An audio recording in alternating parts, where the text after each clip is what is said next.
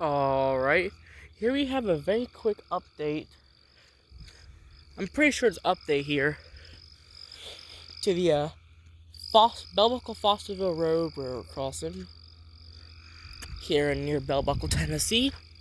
Time is currently 9:35. You see, they replaced emergency information to this crossing. You see right here, it's a completely brand new emergency information, not even a single scratch on it. And that's really the only other update I can see at this crossing. Don't know how long we'll sit out here because it's a bit sketchy at night. But yeah, we sat there for about 20 minutes. Nothing came, so we decided to go to Fosterville. Maybe check. I don't know. I'm losing my mind. Let me feel the tracks actually. Hold on. Let me feel the tracks. See if they're vibrating, like warm or not. I feel pretty cold.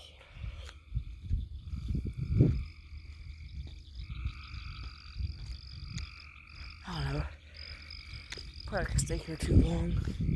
Yeah, there's a quick little update I noticed here at the Bell Buckle Fosterville Road. Let me get a quick overview. Bell Buckle Fosterville Road crossing here and near Bell Buckle, Tennessee. Peace.